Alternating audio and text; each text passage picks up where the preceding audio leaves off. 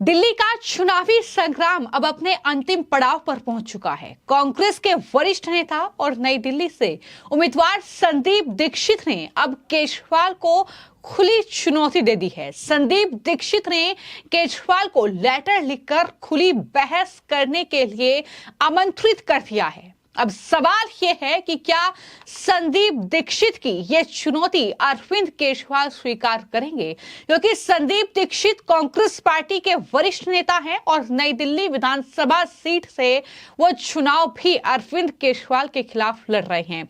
तो ऐसे में संदीप दीक्षित ने एक लेटर लिखा है जिसमें यह साफ तौर पर लिखा है कि हिम्मत है तो 31 जनवरी को 2 से 3 बजे के बीच बहस करने के लिए जंतर मंतर पर अरविंद केजरीवाल आए। हम आमने सामने बहस करना चाहते हैं। ये चुनौती अरविंद केजरीवाल क्या स्वीकार करेंगे, ये कहीं ना कहीं अब बड़ा सवाल उठ रहा है। संदीप दीक्षित ने जो लेटर लिखा है वो सोशल मीडिया प्लेटफॉर्म एक्स पर उन्होंने पोस्ट किया है, जिसमें उन्होंने कैप्शन में लिखा कि मैंने अरविंद केजरीवाल को खुली बहस के लिए आमंत्रित किया है। उम्मीद है कि उन्हें सच्चाई का सामना करने का साहस मिलेगा। दिल्ली के लोग ईमानदारी के हकदार हैं, उनके बनाए झूठ के नहीं। ये संदीप दीक्षित का पोस्ट है जो उन्होंने इस लेटर के साथ किया है। और अब संदीप दीक्षित का ये लेटर काफी ज्यादा चर्चा में है। संदीप दीक्षित जो लगातार अरविंद केजरीवाल पर हमलावर नजर आ रहे हैं दिल्ली के अलग अलग मुद्दों को लेकर, चाहे वो यमुना में गंदगी की बात हो, चाहे वो दिल्ली की सड़कों में जो गड्ढे हैं उसकी बात हो, फिर चाहे वो दिल्ली में फ्री बिजली पानी पर अरविंद केजरीवाल सरकार को घेरने की बात हो, तो लगातार जो है उनकी सरकार को घेरा जा रहा है। आम आदमी पार्टी को वो घेर रहे हैं। और अब संदीप दीक्षित एक के बाद एक इस लेटर के पोस्ट करने के बाद ट्वीट कर रहे हैं, जिसमें वो अरविंद केजरीवाल को चुनौती दे रहे हैं। हर एक मुद्दे को लेकर वो ट्वीट कर रहे हैं और ये लिख रहे हैं कि तुम्हारी सरकार ने 10 साल में कितने स्कूल बनाए, अरविंद केजरीवाल आइए इस पर चर्चा करें। ध्यान रहे, मैं नए स्कूलों के निर्माण की बात कर रहा हूं, सिर्फ पुराने स्कूलों की रंगाई पुताई की नहीं। तो इस तरीके से वो चैलेंज एक तरीके से अरविंद केजरीवाल को दे रहे हैं। और कुछ देर बाद वो ट्वीट कर रहे हैं। कई ऐसे ट्वीट उनके एक्स हैंडल पर हैं जहां पर वो लिख रहे हैं कि अरविंद केजरीवाल आइए चर्चा करें कि दिल्ली की यमुना जी असली में जहर उसमें किसने मिलाया है। अरविंद केजरीवाल चर्चा करें कि दिल्ली की हवा में जहर किसने मिलाया और तुम्हारे शासन में प्रदूषण से कितनी मौतें हुई।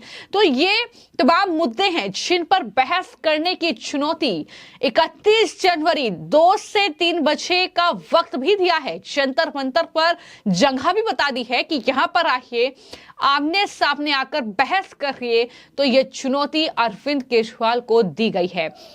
संदीप दीक्षित ने जो लेटर लिखा उसमें यह लिखा कि जब से नई दिल्ली सीट से मुझे कांग्रेस ने उम्मीदवार घोषित किया है, तब से मैं लगातार आपको दिल्ली के मुख्यमंत्री और नई दिल्ली सीट से विधायक के रूप में आपके काम के बारे में आपके द्वारा किए जा रहे अलग अलग दावों पर चुनौती दे रहा हूं।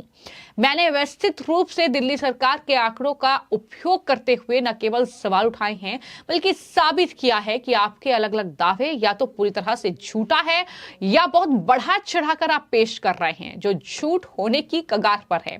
उन्होंने लेटर में लिखा कि मुझे उम्मीद थी कि दिल्ली के पूर्व मुख्यमंत्री के रूप में आप इन सवालों का जवाब खुद देंगे या किसी सार्वजनिक उपस्थिति में या किसी बहस में जहां हम एक साझा मंच पर आ सकें। मैंने आपको कई बार ऐसी बहस करने की चुनौती दी। ये अच्छी तरह जानते हैं कि आपके पास सच का सामना करने की हिम्मत नहीं है, आप कभी भी वहां खड़े होने की हिम्मत नहीं करेंगे। इस तरीके से जो है चुनौती अब शीला दीक्षित के बेटे संदीप दीक्षित अरविंद केजरीवाल को दे रहे हैं और कह रहे हैं कि जहां आपके गड़े हुए झूठ, जिसके साथ आप दिल्ली की जनता को गुमराह करते रहे हैं, झूठ साबित होते हैं। हालांकि मैं उम्मीद के विपरीत उम्मीद कर रहा था कि जब हम इस चुनाव के अंतिम पड़ाव की तरफ बढ़ रहे हैं और एक बार फिर अपनी पुरानी झूठ की बयानबाजी शुरू कर दी है आपने और सभी पर भ्रष्ट होने का आरोप आरोप लगाने का काम आपने शुरू कर दिया है तो समय आ गया है कि आपकी असलियत सबके सामने लाई जाए। ये वो लंबा चौड़ा लेटर है जो अरविंद केजरीवाल को उन्होंने लिखा है चुनौती देते हुए बहस के लिए जंतर मंतर पर। लेकिन सवाल ये कि क्या कल 31 जनवरी है और अरविंद केजरीवाल आएंगे, क्या ये चुनौती स्वीकार करेंगे, ये कहीं ना कहीं देखने वाली बात होगी। लेकिन फिलहाल दिल्ली के अलग अलग मुद्दों को लेकर लगातार जबरदस्त तरीके से संदीप दीक्षित अरविंद केजरीवाल पर हमलावर नजर आ रहे हैं। सुनिए किस तरीके से वो हर एक मुद्दे को लेकर निशाना संदीप दीक्षित जो है वो अरविंद केजरीवाल पर साध रहे हैं। सुनिए। देखिए साहब, ये अचानक भारतीय जनता पार्टी, आम आदमी पार्टी को आजकल जमुना जी में जो गंदगी जाती है वो याद आने लगी है। कांग्रेस भी याद करती थी, लेकिन हम कामों में याद करते थे। हमने वहां साथ सफाई के बड़े बड़े यंत्र लगाने की बात की थी, उसमें ना कोई काम शुरू हुआ, ना उन्होंने उसको पूरा किया। ये सवालों का जवाब क्यों नहीं देते? एलजी साहब भी हैं, मुख्यमंत्री हैं, अरविंद केजरीवाल इतने दिन से रहे, एक समझ लो छटाक भरी 1 लीटर भर पानी के साफ करने का आपने इंतजाम तो किया नहीं। और एक और बड़ा भारी बात जो सामने निकल कर आई है कि जो नजफगढ़ नाले से गंदगी जाती थी जमुना जी में, वो इसलिए भी बढ़ गई है क्योंकि हमें खबर आई है कि पिछले कुछ दिनों में इनमें बहुत सी अवैध फैक्ट्रियां भी खुल गई हैं, अवैध निर्माण की चीजें भी आ गई हैं, और ज्यादा से ज्यादा आम आदमी पार्टी की सरकार की निगरानी में हुई है। मैं खुद प्रधानमंत्री जी से कहूंगा और केजरीवाल से पूछूंगा, दोनों से सवाल, पिछले 10 साल में यार जमुना जी की सफाई में किया क्या है जो आप इतनी चिंता कर रहे हो? सर, आपके बयान से एक बात में बार बार आया था, इसका मतलब क्या मैं समझूं कि 4th टर्म शीला जी को नहीं मिलने से कांग्रेस की कुछ बड़ी योजनाएं यमुना समेत बाकी दिल्ली को साफ करने को? बहुत सीधी बात है, बहुत सीधी बात है। देखिए 7 इंटरसेप्टर लगने थे और जहां तक मुझे याद है उसमें 3 या 4 या 5 के शायद कंप्लीट काम हो गया था, टेंडरिंग हो गई थी, वो कॉम्प्लिकेटेड था और इनमें पैसा लगता है। ये मुझे मालूम है कि इस पर काफी काम हुआ था। और आज ये लोग बता दें कि नहीं था साहब भाई, एक भी प्लान नहीं हुआ। आज तक इन्होंने इन चीजों पे कभी जवाब नहीं दिया कि जमुना जी पे जो हमारे प्लान थे वो क्यों नहीं पूरे हुए। और ये सीधी बात है कि अगर वो 5 साल मिल जाते तो सिर्फ जमुना जी नहीं, बहुत सी ऐसी चीजें हैं जिसमें इतना काम होता कि दिल्ली शायद अगले 25-30 साल तक उसे किसी काम की जरूरत नहीं पड़ती। लेकिन अब वो ठीक है, उस समय मौका नहीं मिलता। लेकिन बात यह है कि जो काम पिछली सरकार अच्छा कर रही थी वो आने वाली सरकार ने क्यों नहीं किया। आज केजरीवाल कहते हैं कि मेरी तमाम चीजें रोक दी जाएंगी। यार तुम्हारी तो 2-3 ही चीजें हैं, एक फ्री बिजली, एक फ्री पानी, एक फ्री डीटीसी, उसके अलावा तुमने किया क्या है? और ये तो सब पार्टियों ने कहा कि भाई जो राहत की चीजें हम चलाएंगे, लेकिन जो बहुत बड़े बड़े काम थे, मैं आपको बताता हूं, मोनो रेल की परियोजना हमने बैठ के सीधे सीधे मेट्रो के लोग, पीडब्ल्यूडी के लोग, दिल्ली ट्रांसपोर्ट के लोग ने बैठ के पूरे हमारी इस दिल्ली में प्लान कर लिया था। 2 जगहों पे जहां स्टेशन लगने थे, एक जगह पे सब्जी मंडी थी, वो सब्जी मंडी हट भी गई, उनको मुआवजा भी मिल गया। वो क्यों प्रोग्राम बंद कर दिया भाई? और वो तो खालिश नहीं दिल्ली सरकार का कार्यक्रम था। उसमें बड़ा इंटरेस्टिंग है कि ट्रांसपोर्ट डिपार्टमेंट, डिम्स और डीएमआरसी के बीच में वाद विवाद भी चल रहा था। डीएमआरसी कर रही थी हम चलाना चाहते हैं। तो ये सब जो बड़ी बड़ी योजनाएं थी क्यों बंद हुई? अंबेडकर यूनिवर्सिटी का सेंटर हम लोगों ने इस दिल्ली में खोला, शिलान्यास हो गया। दिल्ली यूनिवर्सिटी का ईस्टर्न कैंपस बनना था, कुछ दिनों बाद बीजेपी ने आके फिर उसका शिलान्यास कर दिया। और जो तो जमीन वहां अवेलेबल थी, आज उन जमीनों पे जहां ये है, ये चल रहे हैं पता नहीं कौन सा ये कमर्शियल सेंटर बना रहे हैं। वहां एजुकेशन संस्थाओं को आप लोग कमर्शियल सेंटर बना देते हैं, मोनोरेल परियोजनाओं को आप बंद कर देते हैं, ट्रीटमेंट प्लांट्स पर आप काम नहीं करते हैं, और दोनों बीजेपी और आम आदमी पार्टी टाल ठोकती है कि हम दिल्ली में काम करेंगे। देखिए लीपापोती क्या है, उस गाड़ी के अंदर क्या मिला, वो कहां से खबर आई, वो भी तो पता करना चाहिए। जो उसमें पैसे दिखते हैं, उसमें आम आदमी पार्टी के मफलर और तमाम चीजें उसमें दिखती हैं, वो सब कहां से आया? इनका ये लगता है कि जब कोई चीज फर्जी जाती है, फर्जी ही पकड़ी जाती है। आप तो 10 साल से फर्जी भाड़ा कर रहे हो, सब लोगों पर आप सवाल खड़े कर रहे हो। आपने 2 दिन पहले आदरणीय राहुल जी पर कुछ सवाल खड़े किए, कोई सबूत है आपके पास? आप नीरा झूठ बोलते रहते हो, जब खुद पकड़े जाते हो तो औरों पर सवाल खड़े करते हो। और दूसरा, हमने कई फोटो भेजी पंजाब पुलिस की खड़ी हुई, मैं अभी आपके सामने बताता हूं। बंगाली मार्केट में हम कैंपेन कर रहे थे, वहां कुछ आम आदमी पार्टी के भी कार्यकर्ता कैंपेन कर रहे थे, वहां पंजाब पुलिस की गाड़ी उनके साथ खड़ी थी। मैंने अपने साथ जो पुलिस वाले चल रहे थे, जो इलेक्शन कमीशन से आते हैं, उनको कंप्लेंट की, उन्होंने पता किया, पूछा किसी विधायक के लिए हो, किसी मंत्री के लिए हो, नहीं, सामान्य खड़े हैं, आम आदमी पार्टी के कार्यकर्ता को संरक्षण दे रहे हैं। तो आप तो सीधे सीधे उल्लंघन कर रहे हो। जब पंजाब पुलिस की गाड़ियां वर्करों को संरक्षण दे सकती हैं, उनके साथ चल सकती हैं, डरा धमका सकती हैं। मैं आपके सामने यहां सीधे सीधे एक बात करता हूं। दिल्ली में हमारे नाभा हाउस है। नाभा हाउस के अंदर पंजाब पुलिस के लोग डरा धमकार कर लोगों से कह रहे हैं कि अगर आम आदमी पार्टी के अलावा किसी को कैंपेन भी करने दिया तो आप लोग देख लीजिएगा, आप लोगों की नौकरियां चली जाएंगी। मैं आपके सामने इस बात को कह रहा हूं, जाए दिल्ली पुलिस नाभा हाउस के अंदर, पता करें क्या पंजाब पुलिस के लोग वहां क्यों डटे हुए हैं, क्यों लोगों को धमका रहे हैं। हर जगह आप पंजाब पुलिस का दुरुपयोग कर रहे हो और पकड़े जाने पर आप इधर उधर की चार कहानियां बताते हो। केजरीवाल साहब के स्टाइल में आपको देता हूं, यहाँ मैं मंच रखता हूं, आकर मेरे साथ बहस करे, अब आप उनको न्योता दे रहे हैं जंतर मंतर पे। देखिए, ये कोई उनका तरीका नहीं है, ये सत्य का तरीका है। उस समय वो कहते थे कि उनके पास सच है, वो तो पता चल गया। सच का स भी नहीं जानते, च भी नहीं जानते। पिछले 11 साल में कौन सी सच की चीज है जिसको वो साबित कर पाए। इसलिए मैं उनसे कह रहा हूं, आइए जंतर मंतर, आइए, आप बैठिए, 20 मिनट दे दीजिए। तब मैंने 2 से 3 का उनको टाइम दिया है।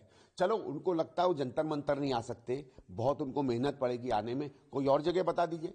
उनका घर पे कहिए, घर के बाहर मंच लगा देते हैं। आम आदमी पार्टी का ऑफिस है, वहां तो जाते होंगे दिन में एक आध बार, वहीं आ जाते हैं, वहीं बाहर मंच लगा देते हैं।